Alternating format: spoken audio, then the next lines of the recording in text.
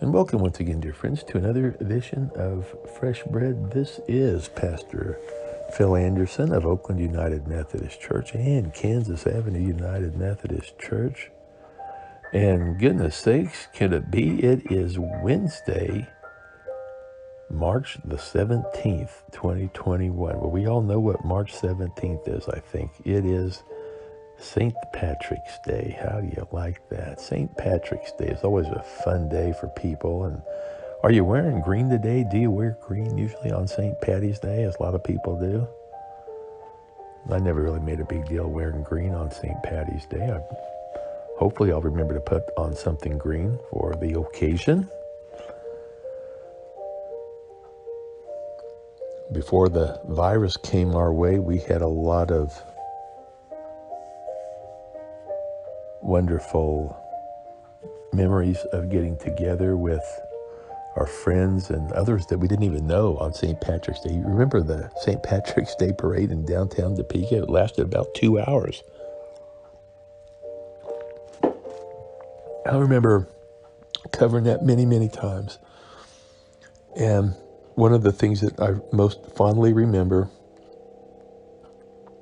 was the Irish sing-along that preceded the parade at what is now known as modern-day Assumption Catholic Church down at Southwest 8th and Jackson, right down across the street from the State House in the downtown area of Topeka.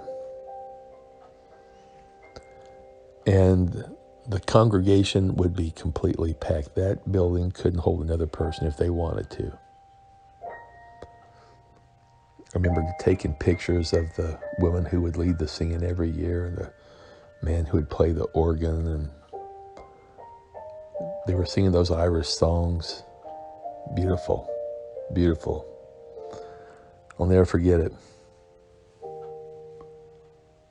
And then the parade would start and would go on again for 2 hours. And the crowds, the throng of people, maybe 15, 20,000 people would come to downtown Topeka for this parade.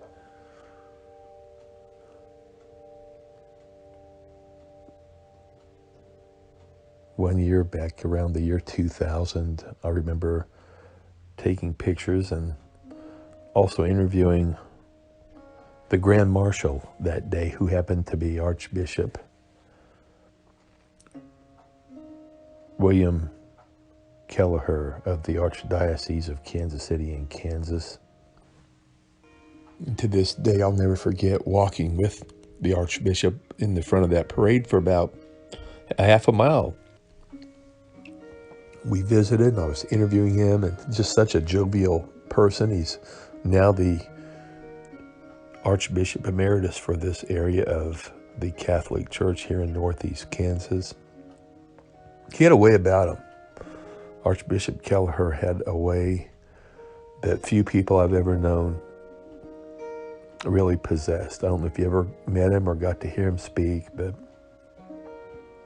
kind of like Mother Teresa, he could say things that could offend people, and he would do it in such a loving, heartfelt way that I don't think anybody ever got offended by what he said. Now, I could be wrong there. Somebody might have gotten offended. But I mean, I listened to him on several occasions. And I'll tell you, he was very unique. Always enjoyed him. Never was bashful about speaking out on pro-life issues. He called the faithful to a deeper relationship with Christ. But he also had a great love and a zest for life. And I think that's really what set him apart. You know, it's kind of hard sometimes to have that focus on trying to live our life for Christ and really saying that we enjoy life. You know what I'm saying? It's like we're white knuckling our faith. It's like we're driving through a blinding storm and we're grabbing onto our steering wheel and clenching it as tight as we can. That's how sometimes we live our faith. At least that's sometimes how I live mine.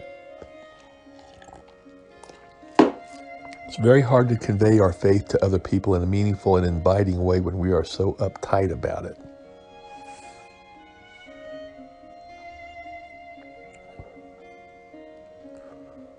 And that's why, again, I just want to live in the grace and the goodness of the Lord. Put the past behind me. I can't do anything about it. I'm moving on.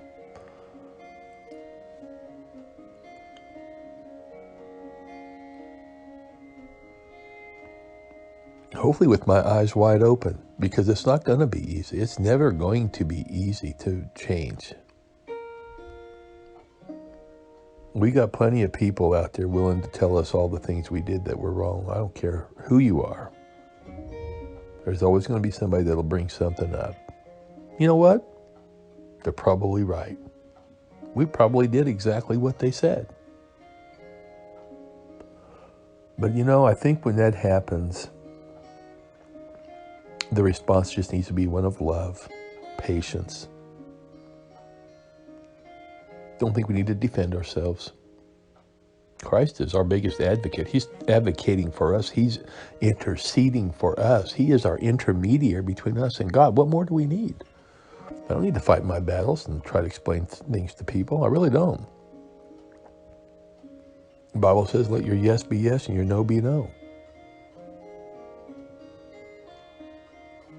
Anything else comes from the devil. That's what Jesus said. Well, I think he had something there for sure.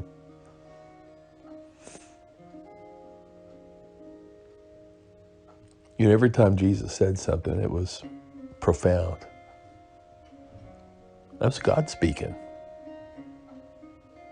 So of course he had something to what he said. No, I feel like if I can get to that point, and maybe you can say the same about yourself, we can both get to that point of putting the past behind. I don't care if it's even church stuff. Churches don't always function maybe the way that they should. They might have hurt you. You may have found your greatest wounds came out of a church. Or maybe they didn't teach you quite right. Maybe they didn't really give you the whole gospel. Maybe they didn't really introduce you to Jesus. You went to a church that was lukewarm and people were happy being lukewarm. Even though Jesus says in Revelation, he's going to spit you out of his mouth. Whether you be hot or cold, but not lukewarm.